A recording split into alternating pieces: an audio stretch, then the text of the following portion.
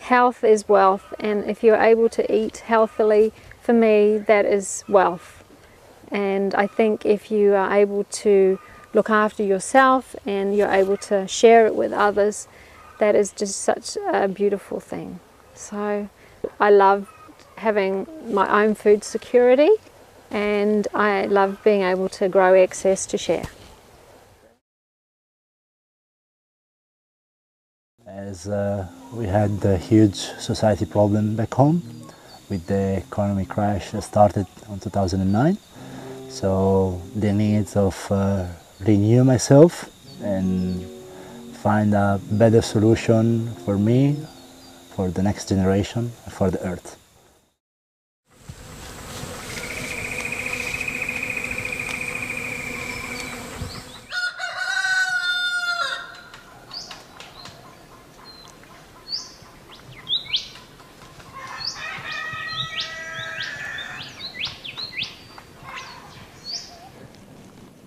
I chose to do a PGC because I wanted to learn something different. I really wanted to learn something different. I was from a traditional school, you know, and with the life I was having, I wasn't that happy. So I wanted to be sustainable, if it's the word. Yeah, I wanted to be sustainable. So one of my friends had noticed that I was getting into my little veggie patch at my house and got me a magazine, and in the magazine was information about the PDC, and that's how I found out about it. And then the more I researched about it on the internet and found out about it, I decided that this was the way to go, and there was a lot of value in what I could learn at the PDC. So I just took the opportunity and came, and it's been great.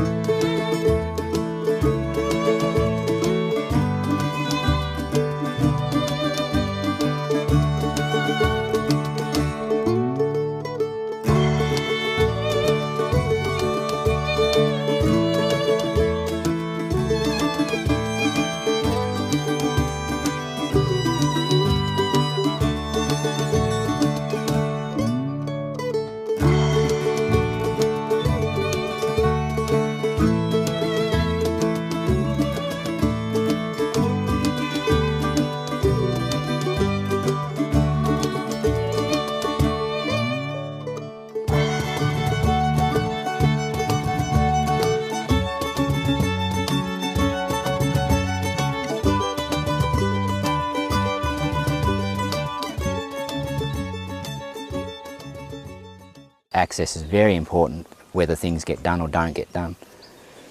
My mulch comes from whenever I mow or whippersnip, I harvest it.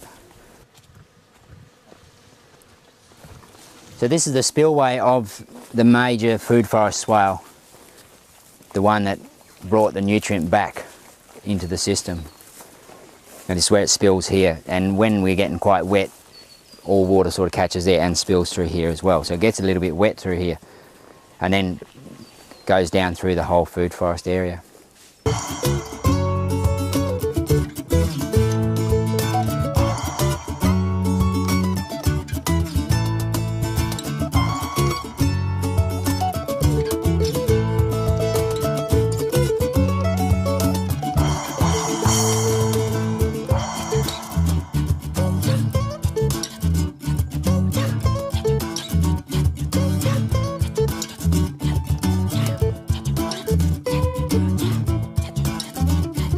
How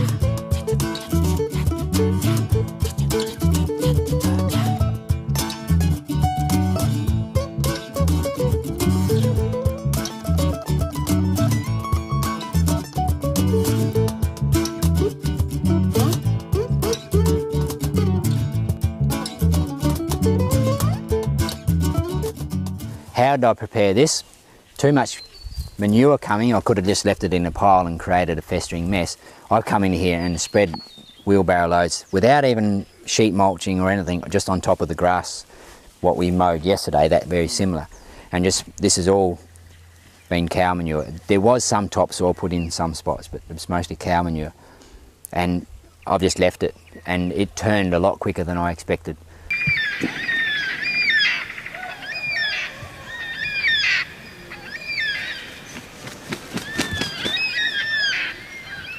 What they've mainly done is eradicated the grass seed, so I hardly have any grass come up.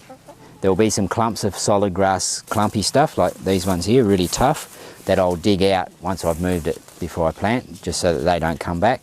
And then I just keep coming back and just checking that there's not so much grass growing. What that's all about, grass is bacterial based and trees are fungal based. So whatever I do chop and drop now in that section there is fungal based. Where if it's grass, it'd be bacterial based. So we're actually creating a natural environment for the tree. It's joyful. You get to see the abundance of how things are grown. I think all chefs should come and do that, to see where their produce actually comes from, how it's grown, when it's plentiful in the garden. That's the time to make pastes, and yeah, it's definitely great. Pretty much I try to keep the vitamins in the plant, so I harvest them, just before lunch, and cook to try and keep the seasonal tastiness and the vitamins in the greens that we've been using in the garden.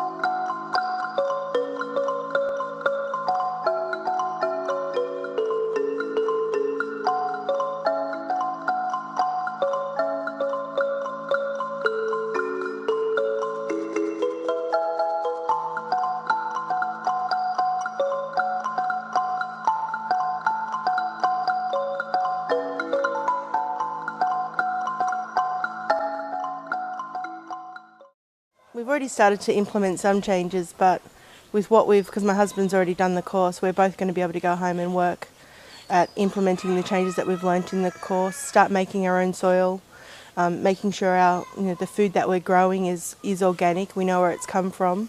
We know how to set up our livestock so it's actually more productive for us within our permaculture design property. The first thing I will do after that course is grow food. Grow my own food. It will be the first thing. It seems like the right thing to do for me and my friends and family, and I guess the world as a whole. It seems like the right thing to do, to take responsibility for your place on the earth. So.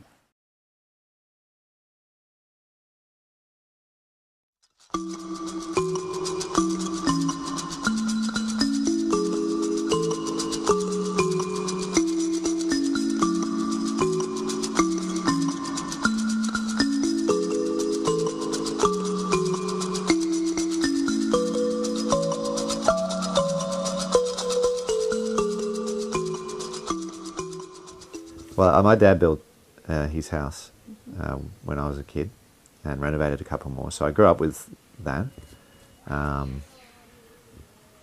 The rest I learnt on the job, and it's a steep learning curve, but if you have a good head for building, you can pick this stuff up.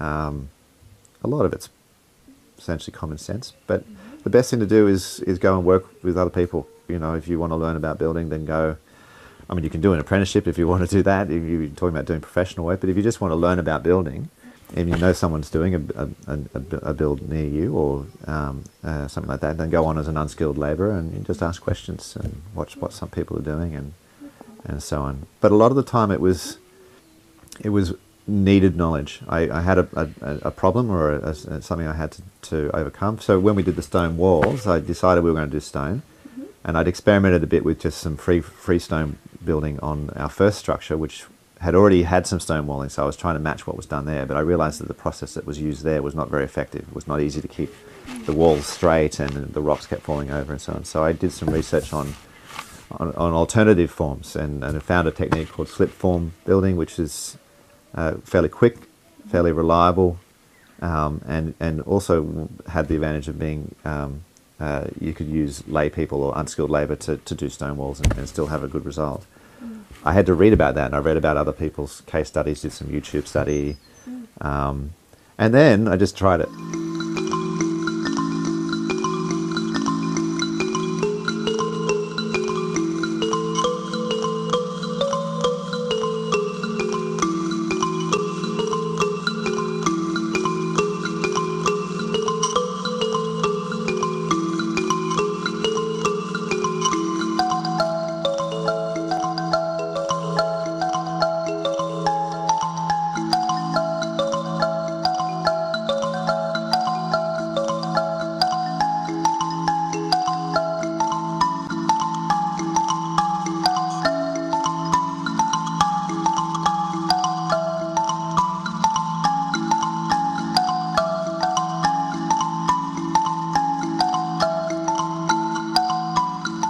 So ultimately the kitchen water just comes in and it just distributes into here. Okay, it comes out through here and here, and it ultimately goes into a bed of soil, and this soil here is actually full of worms, absolutely chockers with worms. It's essentially a worm compost system, and it drains down, and then on the bottom there's drainage gravel, and the water just flows out from the bottom and then goes out to the garden. So this actually separates all the food, but more than just separating, it also breaks the food down. So about once every 6 months, I'll actually dig this soil out and throw it into the garden. So we started with a composting toilet because one of the benefits of composting toilet is that it's very easy to install, very quick, and very mobile. You can move it around. So we thought, well, let's go with a composting toilet. It's sound, ecologically we'll get material for the garden from it, but also we can set up a toilet in a day and have something ready to go. This system was an off-the-shelf system from an Australian Queensland company. It's a batching system. Basically it's a bucket with a drain at the bottom of it and a ventilation fan. And once the bucket is full, you pull the bucket out and you put it off to one side and it composts, and then you empty another bucket into the garden or around a fruit tree and you put that bucket back into service. I really wanted to build. I've always wanted to. I wanted to explore that whole process. And as a result of doing it, I've ended up becoming a builder, really. People can see that I can build. They've seen the process, and so now they ask me to come and build. And so that's, for me personally, where I'm heading, with the idea of trying to focus on building and sustainable building and sustainable architecture. Though I'm not a purist by any means. You've got to always weigh up, if you're doing something for someone else, that it's their money. And sometimes doing things with a pure eco focus is not really cost effective.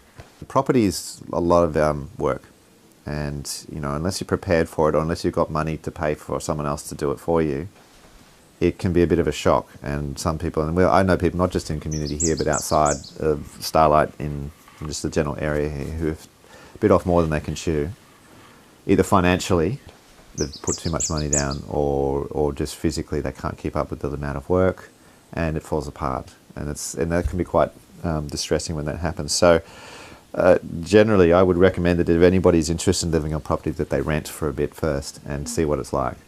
Not to say that you can't leave the city and say live in a small town or something like that. There are a lot of options there, but on property like this, you've got to be able to have the stamina or the resources to take it on.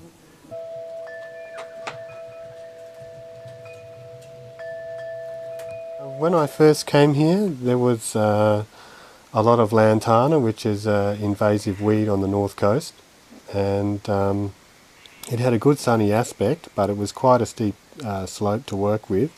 So initially I just camped here for a couple of months and watched the angle of the sun and where the weather came from and the wind and so on. And from there I worked out where it would be best to put a house, and also looked at where was the best sun aspect for a vegetable garden and an orchard. I have 3 panels, 340 watts. So yeah, it's a small system, but it's enough to run a washing machine, provided the day is sunny. And with a large battery bank, I have 450 hours of battery. So that means that there's plenty of reserve there for cloudy weather.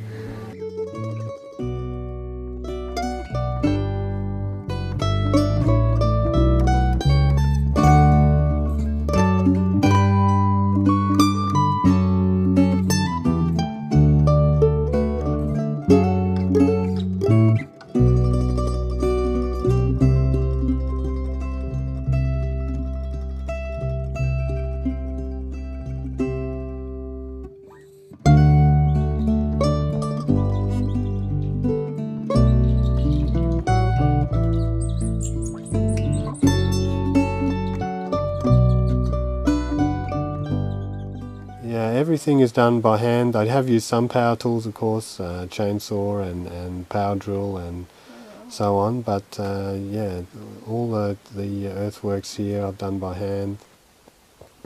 This house runs off a spring line, capturing spring water up in the forest.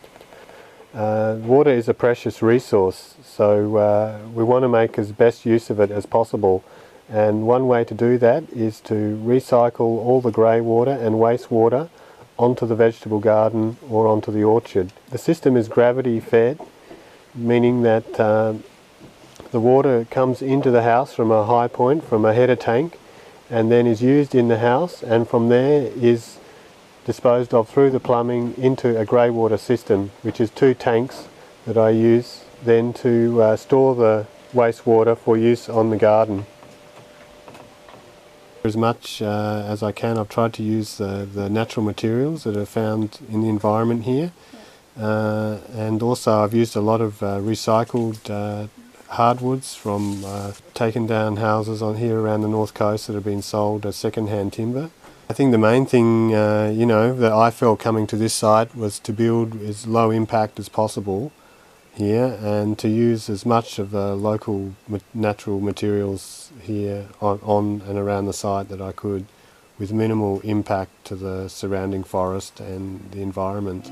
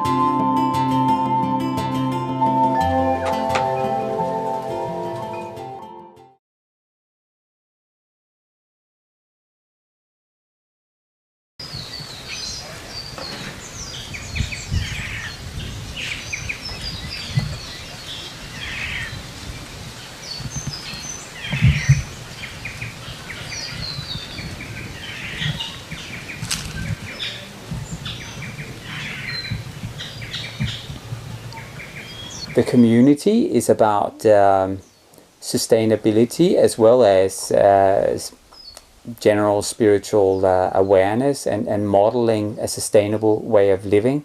So that's about fundamentally caring for the earth and for humanity.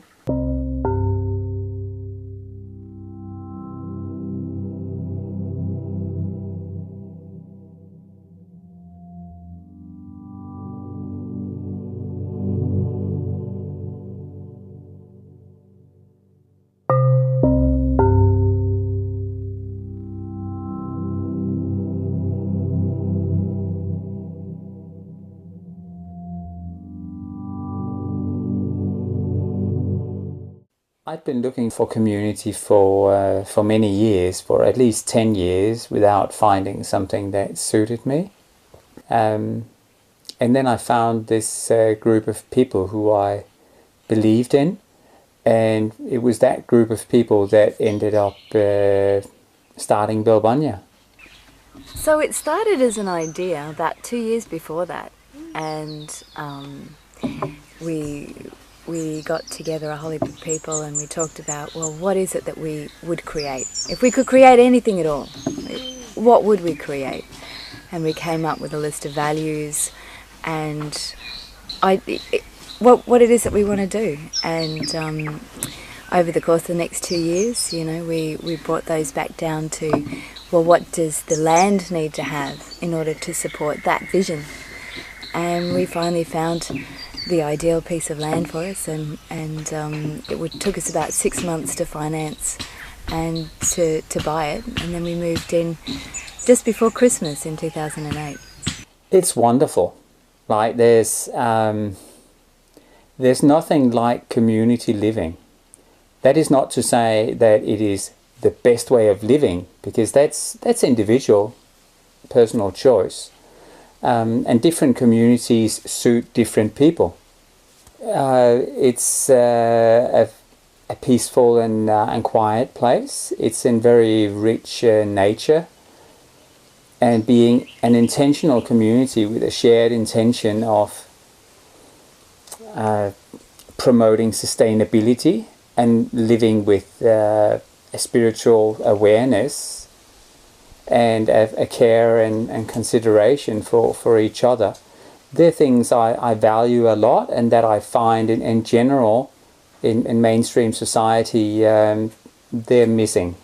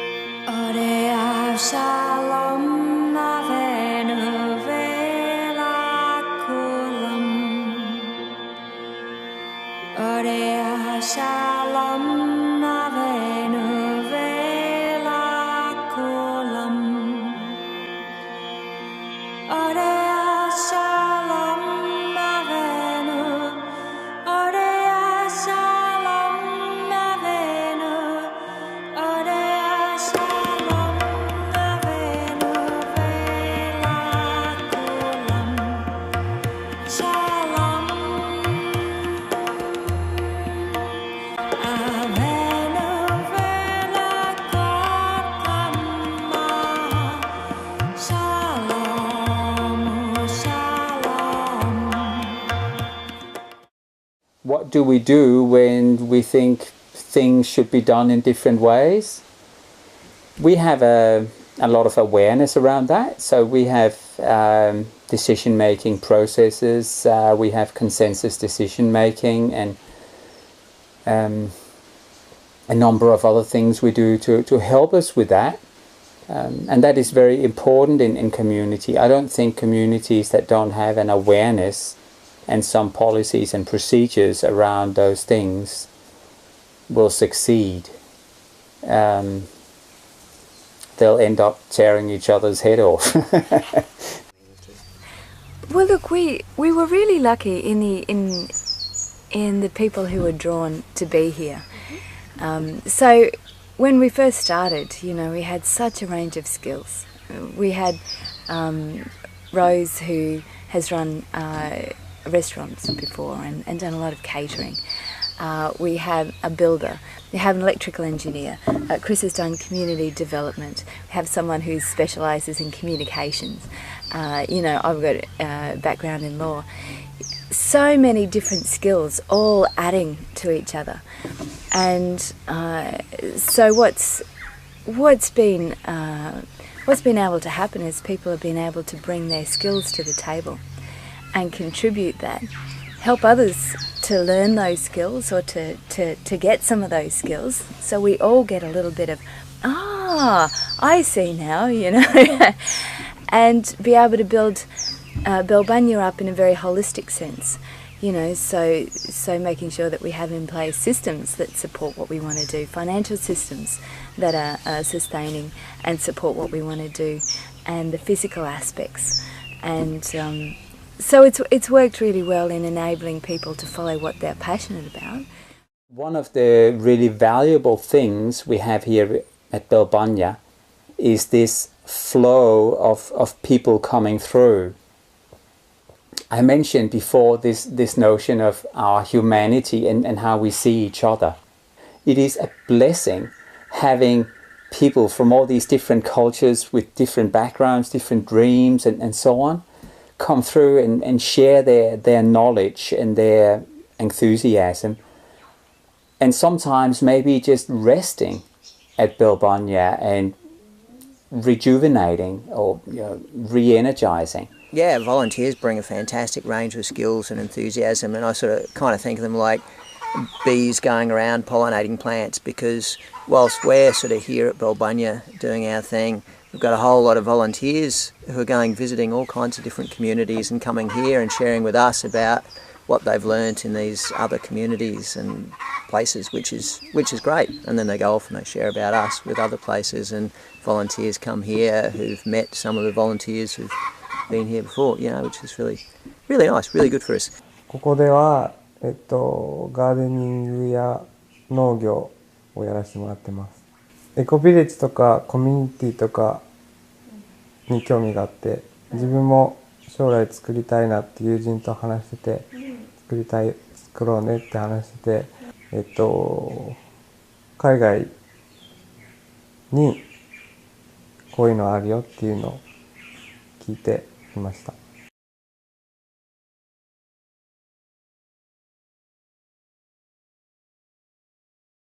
I'm a woofer here right now at Zaytuna Farm, also known as the Permaculture Research Institute of Australia.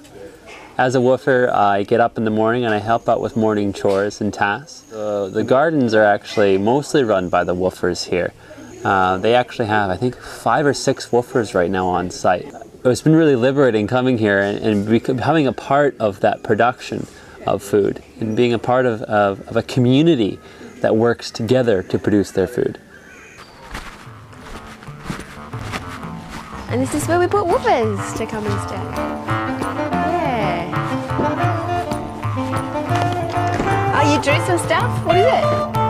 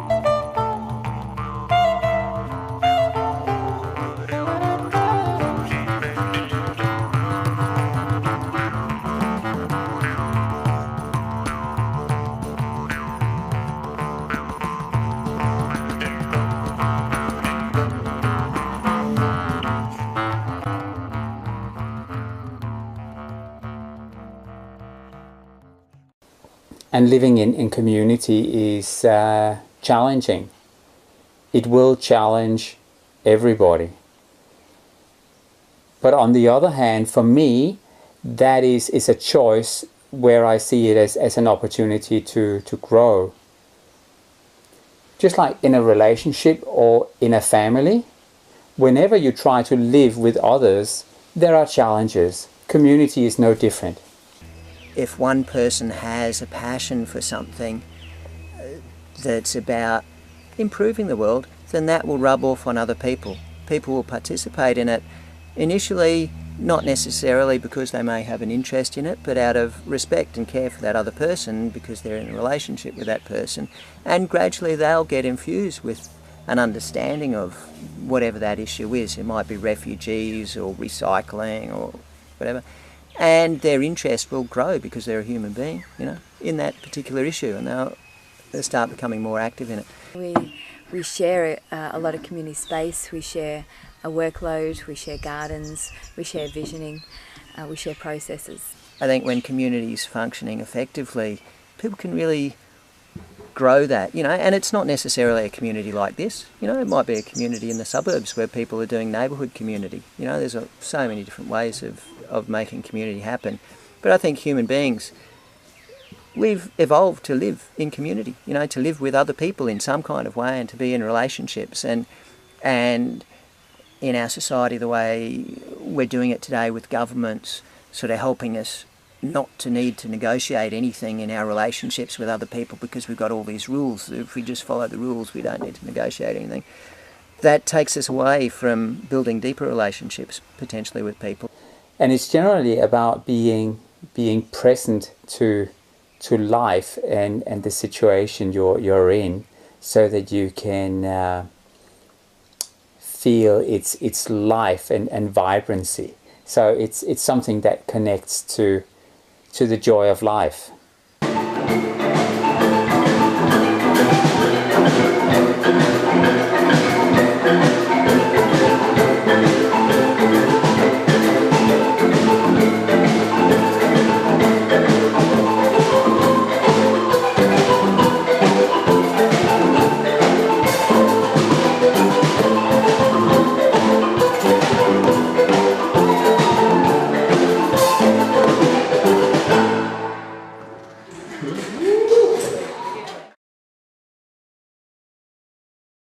Yeah, you can do it. You've got this resource, that resource, it's all here. You just got to put it all together. I hope to live my life as peacefully as I can and respect my place on the earth, and hopefully the rest of the world can live that way too. We all want to be safe. We all want to express love and feel loved. We all want to make a contribution to this world. So you got to really ask, what are we sustaining? I'd love for one day us to actually increase topsoils in areas that we live in. Because it seems like, you know, wherever we go, biodiversity decreases and soils are lost. And I think that by learning how to make our own soil and care for the soil, we will be giving that back. Our food ultimately comes from the soil. If you trace it back, it's not going back to grass, because grass goes back to soil. So my vision is that humans can live within their environments as a part of it, not apart from it. And they can increase its health and biodiversity. You have to start with yourself. Just like it's said about peace, you know, you can't create peace in the world unless you have peace within yourself. I think, you know, if there's a whole range of ways that people can live their lives, and living in a community like this is just one of a plethora of possibilities, and there's heaps of other ways of building community. I think people need to be building community and sharing what they really value and giving life to those values and really connecting with their humanity. And out of that, yeah, a better world emerges. Well, look, I would just say get some friends together and look at moving onto some land. Just go and do it.